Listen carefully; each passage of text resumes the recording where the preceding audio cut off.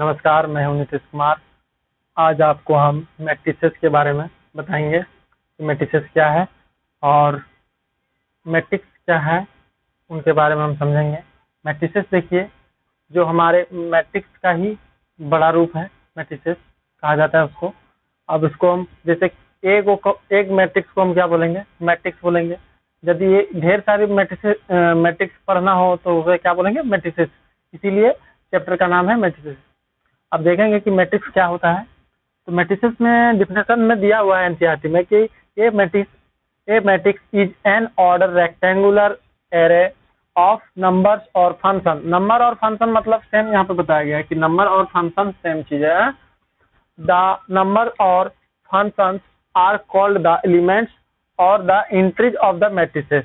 जिस प्रकार से हम देख रहे हैं कि इसमें बोल रहा है कि order rectangular array. Order rectangular array मतलब क्या होता है कि एक आयताकार शेप में हमारा जो डिजिट है उसे सजाया जाए और उसे कोई ऑर्डर में सजाया जाए, है ना, तो उसी को क्या बोलेंगे? हम मैट्रिक्स बोलेंगे। द नंबर और function are called the elements of और the entry of the matrices. जो उसमें एलिमेंट जो रहेंगे उसको हम क्या बोलेंगे? Element of matrices. Element of matrices, ठीक है। अब देखते हैं कि मैट्रिक्स किस टाइप से होता है। फॉर एग्जांपल समझते हैं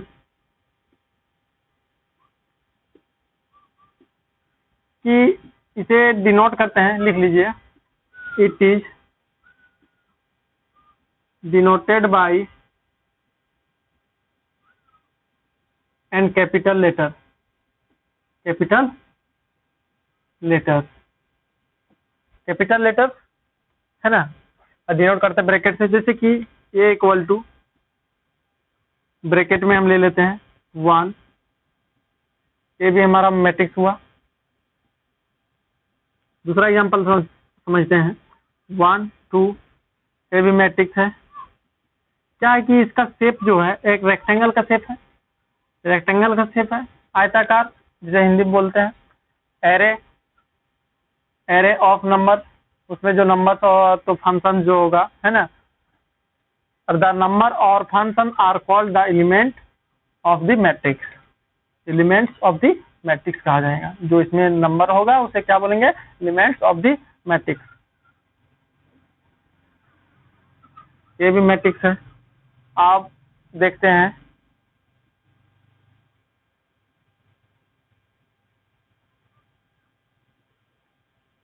ये भी मैट्रिक्स है।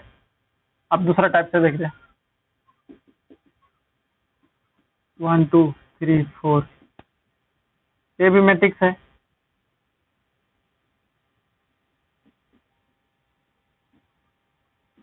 ये भी मैट्रिक्स है। मतलब जो हमारा होना चाहिए, जैसे कि एक शेप में होना चाहिए, रेक्टेंगल शेप में होना चाहिए। जिस प्रकार से हम यहाँ देख पा रहे हैं कि रेक्टेंगल शेप में मिल रहा है ना, ऐसे, है ना। ये रेक्टेंगल शेप में मिल रहा है, डिजिट को सारा भरा हुआ है और बराबर ऑर्डर में है सारा, है ना। जैसे कि यहाँ पे आप रेक्टेंगल शेप में देख रहे हैं। ये भी मेरा एक है तो, लेकिन रेक्टेंगल शेप में है। यदि हम इसको क्लोज करेंगे, बचपन में पढ़े होंगे, जब नर्सरी या तो एलकेजी में पढ़े होंगे कि उसमें घेरा करते हैं, है ना। उसी प्रकार से इसमें घेर देंगे तो ये मेरा रेक्टेंगल का शेप मिलेगा डिजिट को, है ना। उसी को क्या बोलेंगे? मैट्रिक्स बोलेंगे। यदि हम इसमें इस डिजिट को हम मिटा देंगे, या तो फंक्शन आया तो एलिमेंट्स को हम मिटा देंगे, तो ये मेरा मैट्रिक्स हो नहीं सकता है। ये मेरा मैट्रिक्स नहीं होगा। यदि हम यहाँ पे कोई मिटा दें तो ये हमारा मैट्रिक्स नहीं होगा, है ना। जब भी मैट्रिक्स होगा क्या होगा? रेक्टेंगल शेप में होगा, है ना। इसलिए ये सब दोनों मैट्रिक्स नहीं होगा। एग्जांपल के तौर पे हम समझते हैं। अब देखते हैं कि ऑर्डर ऑफ मैट्रिक्स क्या है मैट्रिक्स में। तब तक आप इसका स्क्रीनशॉट ले लीजिए।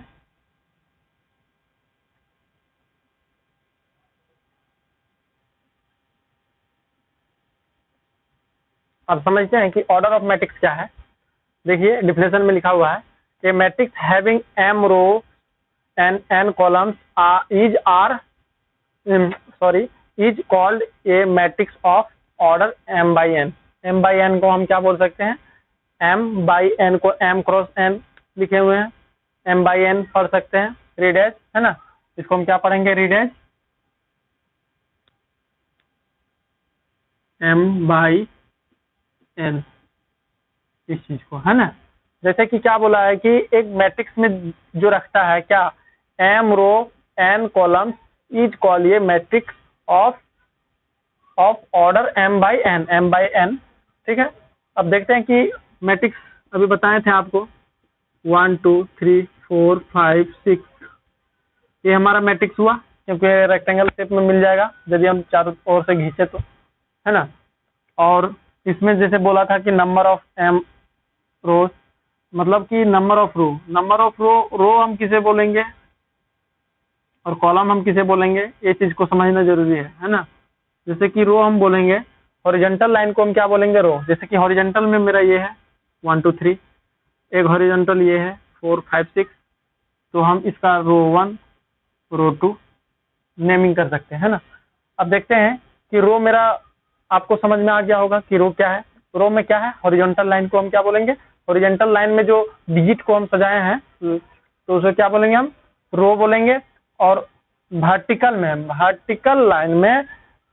लाइन ये हुआ, वर्टिकल लाइन में हमारा जो होगा, जैसे ये हो गया 1 4 2 5 3 6, ये मेरा क्या हुआ, column COLUMN, column 1 column 2 column 3, ठीक है।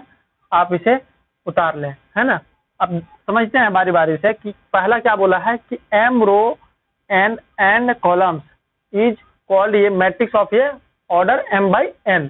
मतलब क्या कि m/n, यदि इस मैट्रिक्स का ऑर्डर हमें पूछेगा तो हम क्या लिखेंगे, m/n। m क्या दर्शा रहा है, रो, नंबर ऑफ रो, है ना। और n क्या दर्शा रहा है, नंबर ऑफ कॉलम। तो इसमें रो कितना है, तो हम देखेंगे कि 1 और 2 रो है, 2 देंगे यहाँ इसी के नीचे। और कॉलम क्या है, कॉलम 1 2 3 C1 C2 C3। तो इसे इसका ऑर्डर हमें पूछेगा तो हम क्या बताएंगे, 2/3 ऑर्डर है ना। अब देखेंगे अगला एग्जांपल, जैसे कि 1 2 3। अब इसमें हम यदि इसका ऑर्डर पूछ दे तो क्या होगा, इसका R1 है, C1 है, C2 है, C3 है।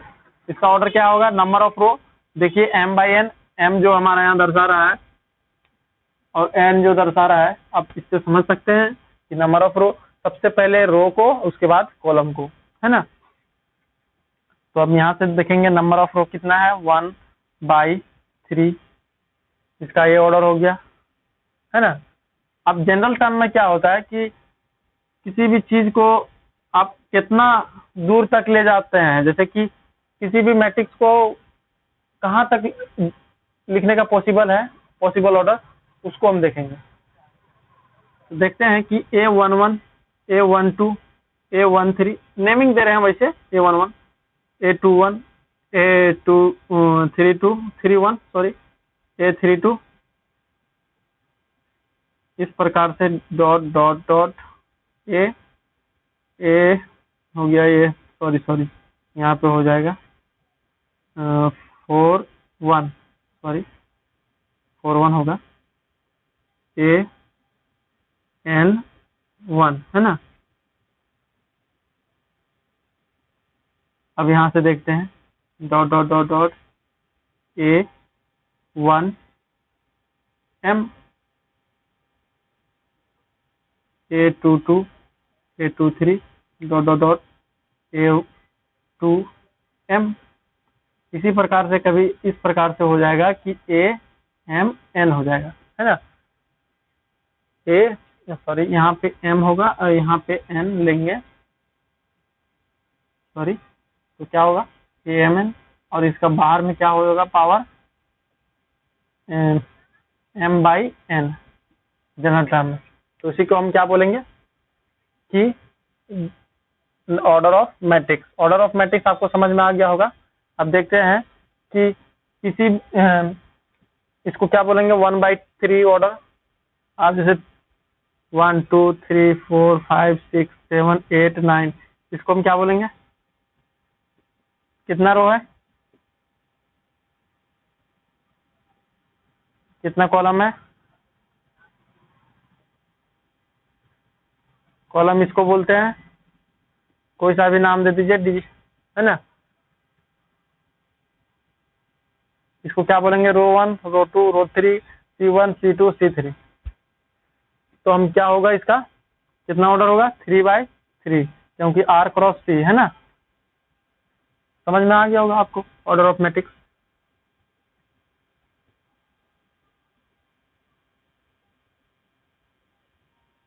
अब देखेंगे कि टाइप्स ऑफ मैट्रिक्स क्या है ना। टाइप्स ऑफ मैट्रिक्स क्या है,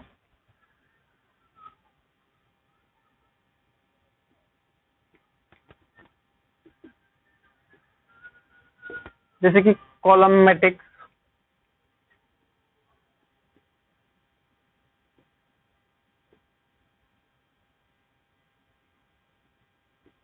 है ना, row matrix, scalar matrix, scale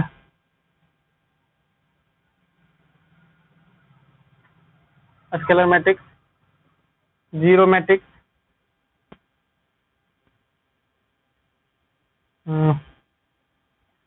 zero matrix, row matrix, column matrix हो गया। और देख लेते हैं क्या,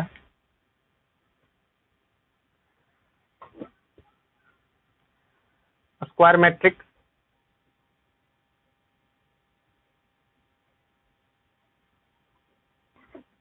और आइडेंटिटी मैट्रिक्स,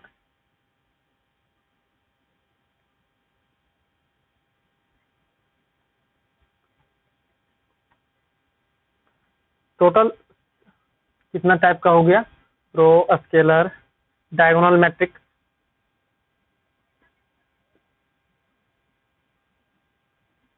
है ना, डायगोनल मैट्रिक्स हो गया, स्केलर मैट्रिक्स हो गया। अब बारी बारी से समझते हैं कि कॉलम मैट्रिक्स क्या है। कॉलम मैट्रिक्स में क्या है कि जिसमें कॉलम 1 हो, बाकी बार रो कितनों भी हो, उससे मतलब नहीं है। तो हम कॉलम मैट्रिक्स को हम समझते हैं कि कॉलम क्या बोले, कॉलम 1। कॉलम 1 क्या होता है, जो हमारा वर्टिकल लाइन होता है वो 1 होना चाहिए, एक ही होना चाहिए। जैसे कि कुछ भी ले लेते हैं, ये है ना, तो ये मेरा हुआ। अब इसको हम इस प्रकार से भी लिख सकते हैं, ABC, है ना। तो ये हमारा ये 1 हुआ। जैसे कि R1, R2, R3, रो कितनों भी हो, कॉलम हमारा एक होना चाहिए, कॉलम हमारा एक है, इसको क्या बोलेंगे, कॉलम मैट्रिक्स। 3/1, जिसका इधर पावर 1 होगा उसे क्या बोलेंगे, कॉलम मैट्रिक्स।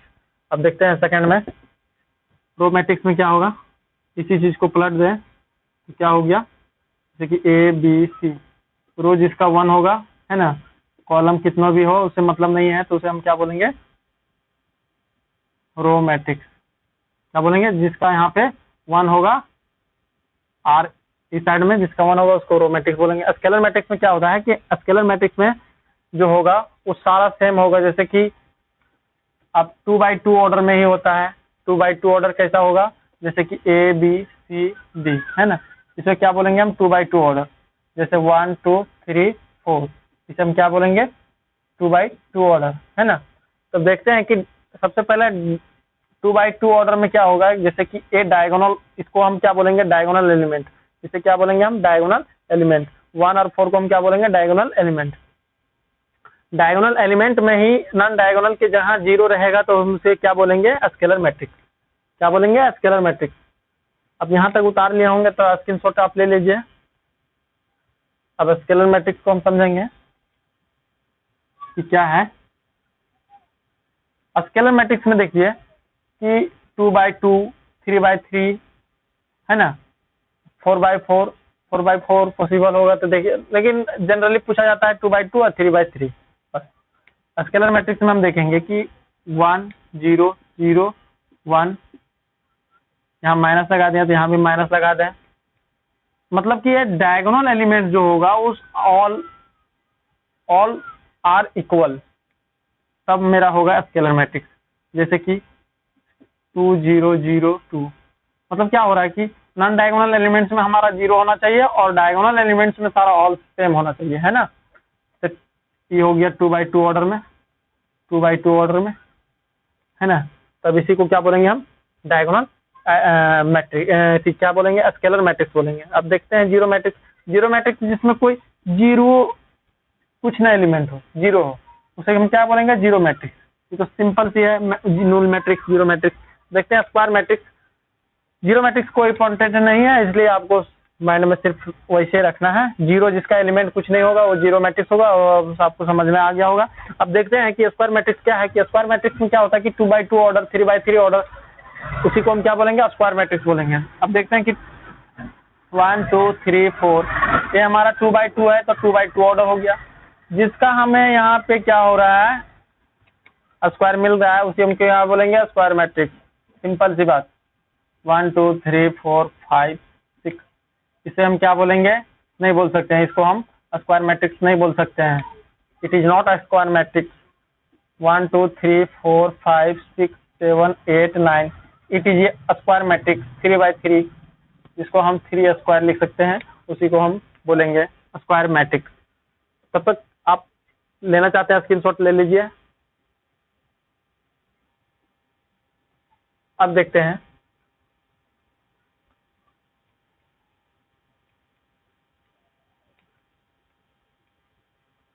अब देखते हैं आइडेंटिटी मैट्रिक्स। आइडेंटिटी मैट्रिक्स में क्या होता है कि जिसका डायगोनल एलिमेंट्स 1 हो और नॉन डायगोनल में 0 हो। क्या बोले, डायगोनल एलिमेंट्स अभी हम बताए थे कि डायगोनल किसको बोलते हैं, इस साइड वाले को बोलते हैं, है ना। तो कि यहाँ पे 1 हो, बाकी बात 0 हो, यहाँ पे 1 हो, बाकी बात 0 हो नॉन डायगोनल में, उसी को हम क्या बोलेंगे, आइडेंटिटी मैट्रिक्स, जिससे हम डिनोट करते हैं आई से, है ना, आई से। जैसे कि इसका 2x2 ऑर्डर है, इसको हम I2 कह सकते हैं डायरेक्टली। यदि हम 1 0 0 0 1 0 0 0 1, ये हमारा डायगोनल एलिमेंट्स हुआ, है ना। इसी को हम क्या बोल सकते हैं, 3x3। जो स्क्वायर में हो, स्क्वायर मैट्रिक्स हो और उसका सारा एलिमेंट 1 हो, उसी को हम क्या बोलेंगे, उसका सारा डायगोनल एलिमेंट्स 1 हो, उसी को हम क्या बोलेंगे, आइडेंटिटी मैट्रिक्स। जैसे हम इसका I3 बोल सकते हैं, it is denoted bye I and I3 लिखेंगे। I3 से पता चल जाएगा कि 3x3 ऑर्डर में है, और इसे हम लिख सकते हैं इस प्रकार से। अब देखेंगे कि डायगोनल मैट्रिक्स क्या होता है। डायगोनल मैट्रिक्स में क्या है उसको हम समझते हैं। डायगोनल एलिमेंट्स आपको समझ में आ गया होगा, तो आपको डायगोनल एलिमेंट्स समझ में आ जाएगा, डायगोनल मैट्रिक्स भी समझ में आ जाएगा आपको। तो डायगोनल मैट्रिक्स क्या है, उसके लिए आप तब तक समझ गए होंगे तो ठीक है। अब आपको हम बारी बारी से समझाते हैं डायगोनल एलिमेंट्स क्या है। समझेंगे डायगोनल मैट्रिक्स क्या है। डायगोनल मैट्रिक्स उसी का ही बनेगा, उसी मैट्रिक्स को बोलेंगे जो स्क्वायर में होगा। सबसे पहले स्क्वायर में हम देखते हैं, स्क्वायर में ले लिए, मान लीजिए 3x3 ऑर्डर में। अब कोई भी एलिमेंट को हम सजाएंगे, जैसे 2 लिए, 3 लिए, 4 लिए, 5 लिए, 6 लिए, 8 लिए, 9 लिए, 8 लिए, 7 लिए, कोई भी चीज। तो यहाँ पे आप 11 कर सकते हैं ना। तो अब इसको जो डायगोनल एलिमेंट हम बताए थे, डायगोनल एलिमेंट इसको बोला जाता है, ये सब का। जैसे कि A11, A2, A3 क्या बोलेंगे, A22 बोलेंगे, A33 बोलेंगे। इसी को, इस एलिमेंट को हम क्या बोलेंगे, डायगोनल एलिमेंट बोलेंगे। अब देखते हैं कि इसे हम डायगोनल एलिमेंट बोलते हैं। बट डायगोनल एलिमेंट में कुछ भी हो, लेकिन नॉन डायगोनल में सारा 0 हो, तो हम उसे क्या बोलेंगे, हम डायगोनल मैट्रिक्स बोलेंगे। सिंपल सी बात। अब जहां जहां डिजिट है वहां पे आप 0 कर दीजिए।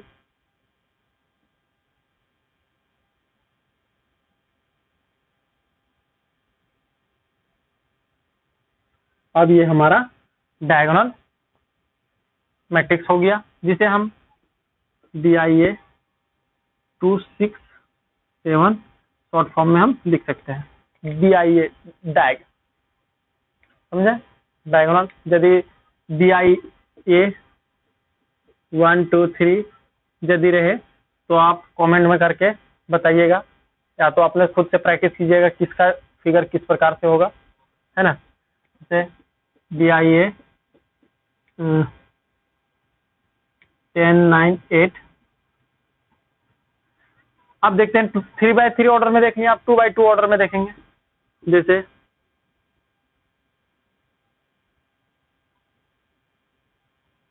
यहाँ पे 0 है लेकिन यहाँ पे 0 नहीं है, तो यहाँ भी 0 होगा और इसको इसमें एलिमेंट डिफरेंट होगा या तो सेम भी होगा, कोई दिक्कत नहीं है, तो इसी को हम बोलेंगे डायगोनल मैट्रिक्स। आपको यहाँ तक समझ में आ जाएगा कि 2x2 ऑर्डर है क्योंकि 2 रो एंड 2 कॉलम्स है ना।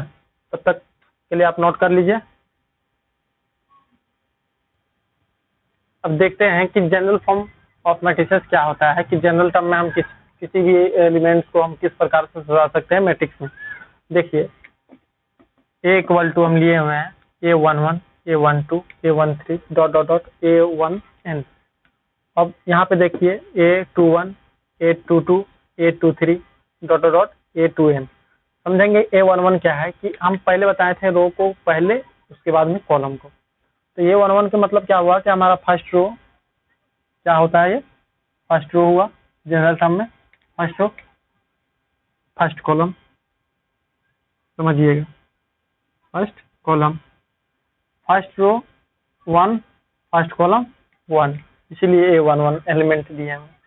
अब देखेंगे यहाँ पे A12 क्यों दिए हुए, क्योंकि first row second column, first row third column, first row n term तक गया हुआ है ये कॉलम, मतलब कहाँ तक गया हुआ है वो हमें पता नहीं है ना। अब यहाँ से देखेंगे 21, A21 सेकेंड रो, यहाँ से देखिए सेकेंड रो फर्स्ट कॉलम। अब देखिए ये इसमें इस सेकेंड रो सेकेंड कॉलम, इसीलिए 2 second row second column, second row third column है, इसको C2 बोलते हैं, इसको C3 बोलते हैं, और ये कहाँ तक जाएगा, ये Cn टर्म तक, मतलब लास्ट टर्म तक, Cth टर्म तक, है ना। तो उसी प्रकार से हम इसका नेमिंग किए हुए, आपको अब समझ में आ गया होगा कि ये 31 क्यों है, ये 32 क्यों है, Amn दे दिए, लास्ट में क्या होगा Mn, है ना। Order of matrix general form में M/n। M क्या बताता है, नंबर ऑफ रो, और n क्या बताता है, नंबर ऑफ कॉलम, है ना। नोट कर ले।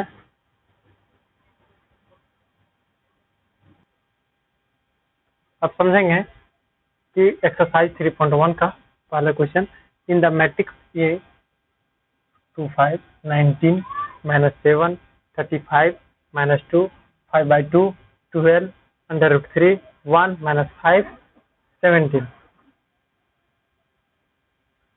इसका क्या पूछा है, राइट। पहला में पूछा हुआ है the number of the matrix, the order of the matrix, sorry the order of the matrix.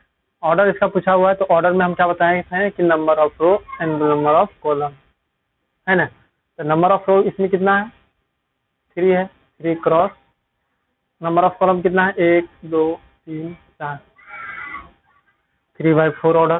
पहला का आंसर हो गया 4 ऑर्डर इन दी मैट्रिक्स, है ना। अब दूसरा का आंसर क्या होगा, द नंबर ऑफ एलिमेंट्स पूछ रहा है कि इसमें नंबर ऑफ एलिमेंट्स कितना है ना। तो हम वहाँ पे लिखाए थे डिफिनेशन में M/n नंबर ऑफ एलिमेंट्स। तो इसमें क्या है कि M/n, M क्या है, रो है, n क्या है, कॉलम है। तो ये सब दोनों को हम मल्टीप्लाई कर देंगे तो हमें सिंपल सी बात है कि दूसरा का जो आंसर होगा वो 3/4 = 12 एलिमेंट्स होगा, है ना। क्यों होगा, क्योंकि आप इसमें गिन दे सकते हैं कि नंबर ऑफ एलिमेंट कितना है। तो इधर 4, 4 दूनी 8, 4 तिया 12 होता है, 12, है ना। तो 12 अब दिया, राइट द एलिमेंट्स A13 हम बताए थे, A13, A11 बताए थे, वो A12 बताए थे, 13 बताए थे। तो उसमें जो जनरल टर्म में हम बताए थे उसमें सारा, अगर आप ध्यान से देखे होंगे तो आपको समझ में आ गया होगा कि ये किस टाइप का क्वेश्चन है। हम देखते हैं सरलता पूर्वक से हम क्या, कि A13 हम क्या बोले थे कि 1 जो इधर होता है R और इधर C। तो हम देखते हैं फर्स्ट रो यहाँ पे नोट कर देते हैं सबसे पहले हम C2 C3 C4 है ना। First row third column, first row में आप रखिए है ना, फर्स्ट रो में रहिए। Third column first second third column है ना, थर्ड कॉलम अब देखेंगे कि ये वाला एलिमेंट होगा हमारा करस्पॉन्डिंग एलिमेंट जो होगा कि 119 होगा है ना। कितना होगा 19 होगा। 1/3 का 19 होगा, 1/3 का 19 होगा तीसरा का आंसर जो है। उसके बाद हम देखेंगे 2/3 2/1 क्या होगा सेकेंड रो फर्स्ट कॉलम ये होगा। फर्स्ट रो सेकेंड रो में जाना है। सेकेंड रो सबसे पहले पकड़िए आप, इसमें बोल रहा है क्वेश्चन RRC है ना, कॉलम 1 तो करस्पॉन्डिंग एलिमेंट्स में ये है 35।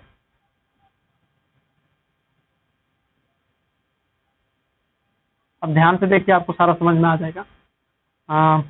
ये 2 1 ये 3 है ना, 3/3 ये 3/3 देखिए यहाँ पे होगा 3 रो थर्ड रो मेरा ये हुआ, third column first second third तो हमारा ये होगा -5।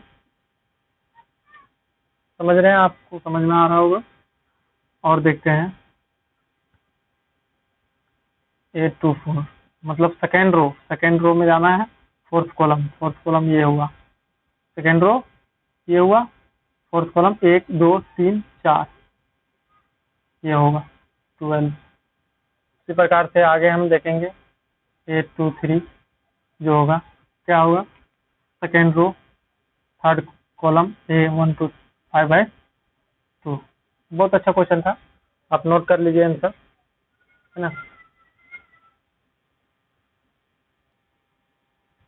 देखेंगे दूसरा नंबर क्वेश्चन में क्या है। इफ ये matrix has 24 elements what are the possible orders it can have, what if it has 13 elements.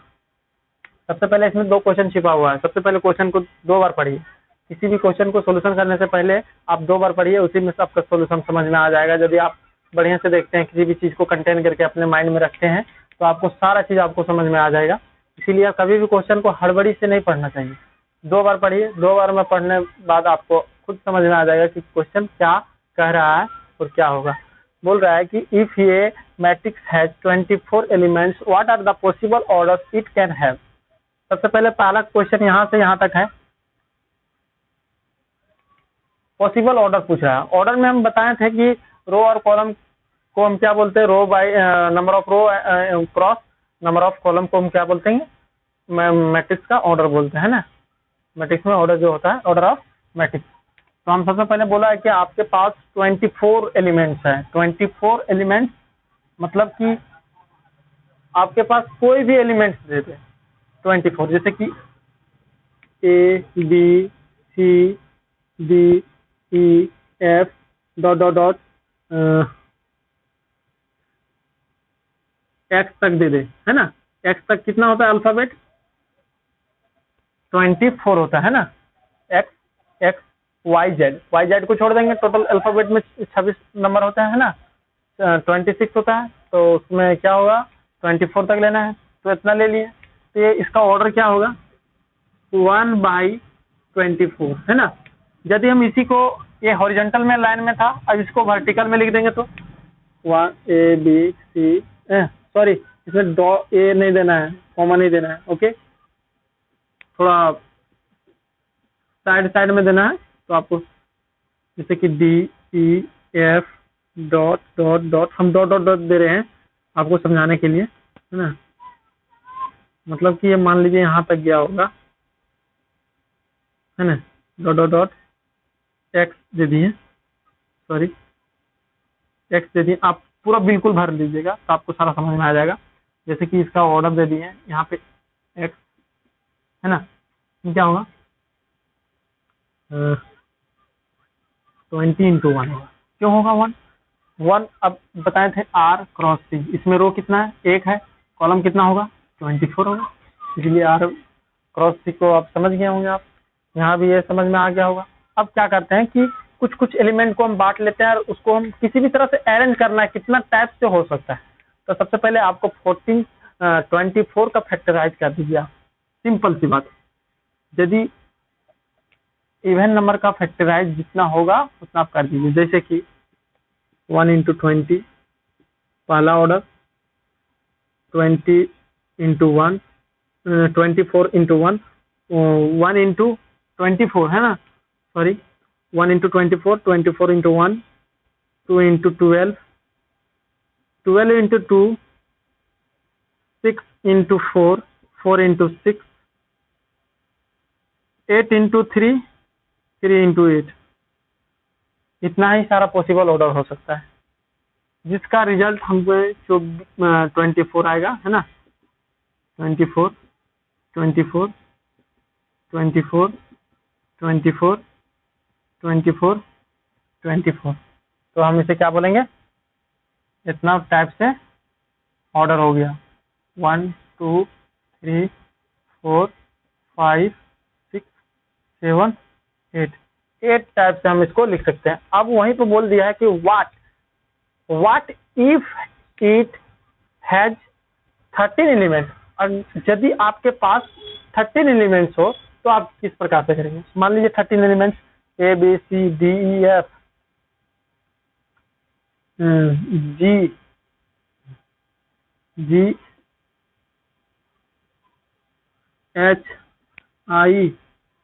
GHIJK है ना, ABCDEFGHIJK है ना। देखेंगे 3 3 6 3 9 10 11 1 12 ABCDEFGHIJKL 3 3 है ना। देखते हैं 13 है इसमें, देखिए तो 3 6 7 8 9 10 11 12 है ना। ABCDEFGHIJKLMN KLM है ना, M तक लेंगे। तो इसमें क्या होगा 1 × 13। यदि हम इसी को उलट देंगे तो M तक ले लेते हैं, है ना, यहाँ से क्रॉस कर देंगे, है ना। तो क्या होगा 13 × 1 होगा। बस 2 ही ऑर्डर हो सकता है, क्योंकि यदि हम 7 या तो 4 में हम तोड़ते हैं 7 और इसका मल्टीप्लाई हो ही नहीं सकता 13 का बस एक ही को फैक्टराइज होगा 13 × 13 1 × 13 13। बस इसका 2 ऑर्डर हो सकता है पॉसिबल, ए और ये। आपको इसका समझ में आ गया होगा, आप इसका स्क्रीनशॉट ले सकते हैं।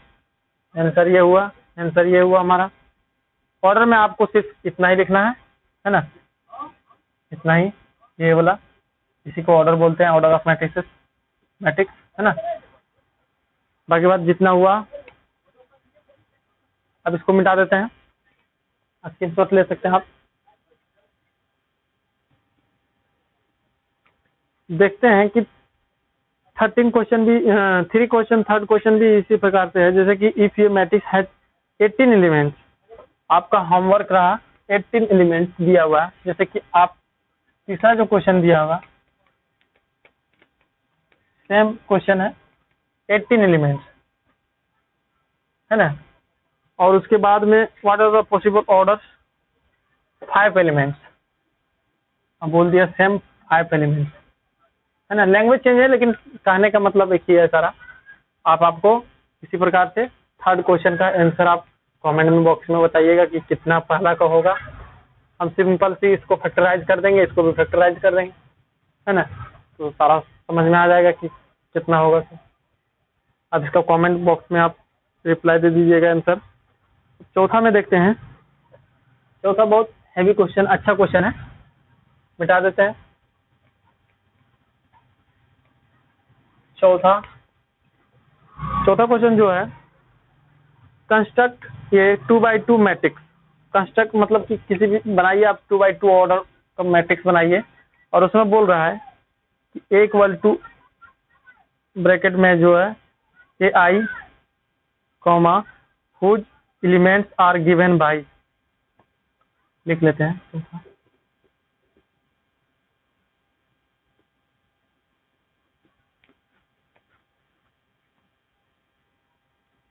चौथा नंबर क्वेश्चन है construct a 2x2 matrix A equal to इतना दिया हुआ है, whose elements are defined. जैसे कि ए आई जे के मतलब ए आई के मतलब क्या होगा, रो होगा, जे का मतलब कॉलम होगा, सिंपल सी बात। आई का मतलब रो एंड जे का मतलब कॉलम। नोट में क्या लिख लीजिएगा आप, आई का मतलब रो एंड जे का मतलब कॉलम। देखेंगे इसमें दिया हुआ है कि कंस्ट्रक्ट कीजिए आप 2x2 order, 2x2 order, 2x2 order का एक मैट्रिक्स फॉर्म बनाइए आप। हम सॉल्यूशन में पहला का लिखते हैं, है ना। वी नो डैट, जानते हैं 2x2 ऑर्डर यदि हम जनरल फॉर्म में बनाएंगे तो क्या होगा, A11 A12 A21 A22 2x2 इस प्रकार, क्योंकि first row first column, first row second column, second row first column, second row second column, समझ में आ गया होगा, इसलिए 1 2 2 दिए हुए। अब देखेंगे नाउ क्वेश्चन में क्या दिया हुआ, a i j equal to i plus j square by 2। I के जगह 1 1 अब यहाँ से पुट करेंगे हम बारी बारी से। यहाँ पे आई और जे, समझ लीजिए आई और जे है, आई और जे, आई और जे, आई और जे, किस फॉर्म में लेना है। तो आगे हम क्या लेंगे, A11 लेंगे, A12 लेंगे, A21 लेंगे, A22 लेंगे। जैसे कि आई के जगह 1 है, 1 प्लस जे के जगह भी 1 है, क्या होगा 2 का स्क्वायर, 2 का स्क्वायर कर जाएगा 2, इसमें क्या होगा 1 प्लस 2 स्क्वायर 2, 9/2, इसमें क्या होगा 2 प्लस 1 स्क्वायर 2, 9/2, इसका क्या होगा 2/2 स्क्वायर 2, क्या होगा 16/2 8 होगा, है ना। अब इसी को हम क्या करेंगे, हेंस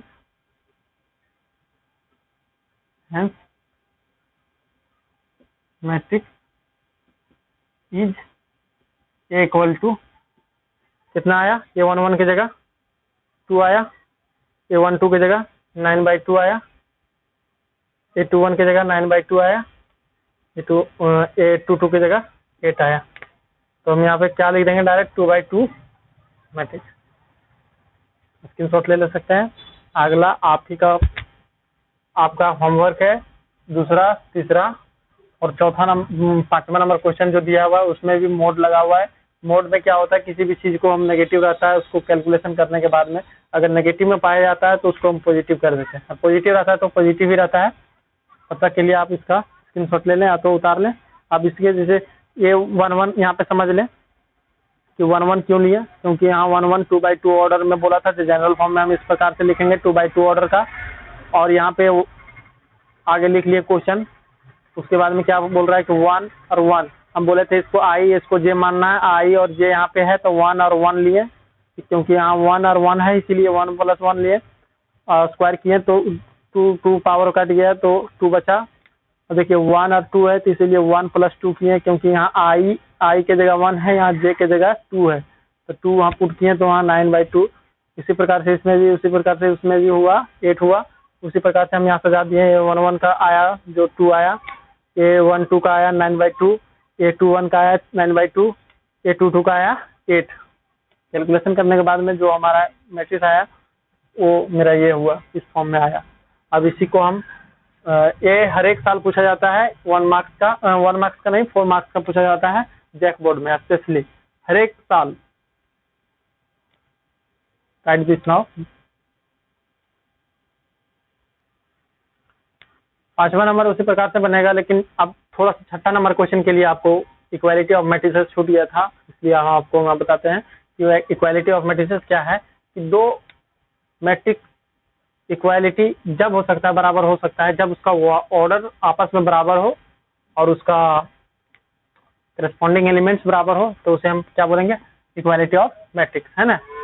तो जिस प्रकार से हम देखेंगे 1 2 x y 1 2 3 4, अब इसे हम यदि यहाँ से फाइंड करने बोलेगा कि x का मान क्या है, तो हम देखेंगे कि 2/1 की जगह 3 है और यहाँ करस्पॉन्डिंग एलिमेंट्स इसका भी और इसका भी सारा सेम है। तो हम इसके करस्पॉन्डिंग एलिमेंट्स को सबसे पहले मिलाएंगे, उसके बाद में देखेंगे कि नहीं y x, यदि यहाँ से पूछ दे कि फाइंड x एंड y, तो हम क्या करेंगे, x की जगह क्या है 3, तो x की जगह 3, और y की जगह क्या है 4, तो y की जगह 4 लिख देंगे। इस प्रकार हमारा ये इक्वालिटी ऑफ मैट्रिसेस हो गया। जैसे कि कभी भी इक्वालिटी करेंगे तो उसका ऑर्डर देखेंगे कि ऑर्डर क्या है, ऑर्डर दोनों का सेम होना चाहिए, तभी पहला पॉइंट। उसके बाद में उसका करस्पॉन्डिंग एलिमेंट देखेंगे, जिस प्रकार से हम यहाँ पे देखें कि वहाँ पे 1 है, यहाँ पे 1 है, यहाँ पे 2 है, तो यहाँ पे भी 2 है, कम से कम 2 से 3। बाकी बात जो नहीं फाइंड हो रहा है, जैसे x का वैल्यू, वो यहाँ पे आपको निकालना है।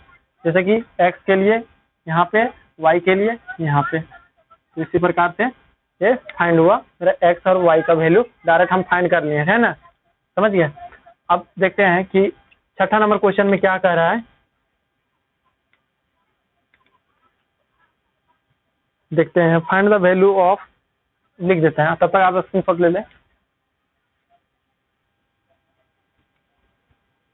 चलिए अब समझते हैं कि 6 नंबर में क्या बोल रहा है। Find the value of x and y and z from the following equation. Equation से आप x y और z का वैल्यू निकालिए।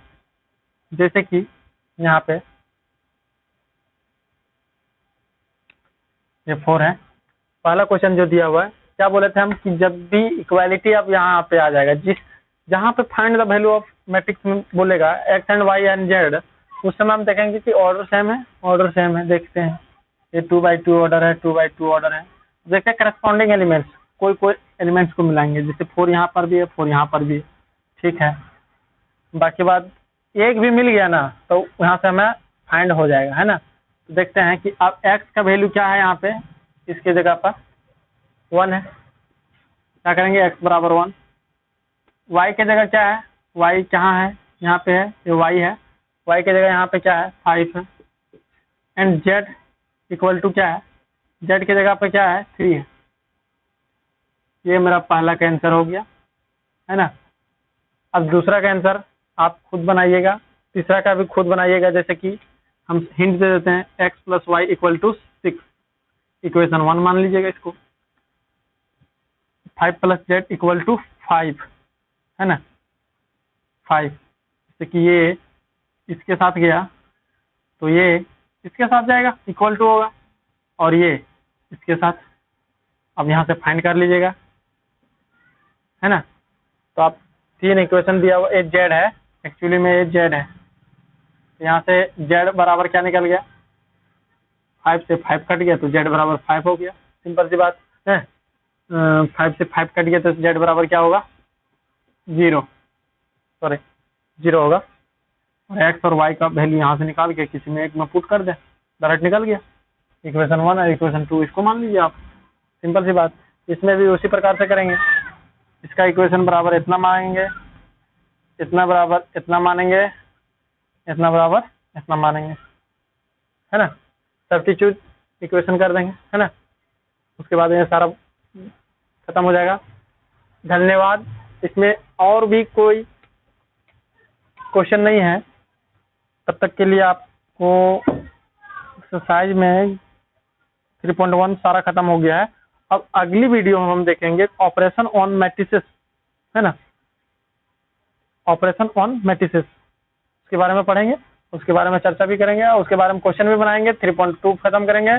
उसके बाद में आपका टेस्ट सीरीज लगेगा, और आपको वीडियो के डिस्क्रिप्शन बॉक्स में आपको व्हाट्सएप का लिंक देंगे, उसमें आप जुड़ जाइएगा। उसमें जितना भी आपको PDF चाहिए, आपको क्वेश्चन का आंसर, सॉल्यूशन, सारा चीज मिल जाएगा। तब तक के लिए आप हमारे YouTube चैनल को आप यदि सब्सक्राइब नहीं किए हैं तो सब्सक्राइब कर लें, ताकि हमारी अगली वीडियो आप तक जल्द ही पहुंच सके, है ना। तब तक के लिए धन्यवाद।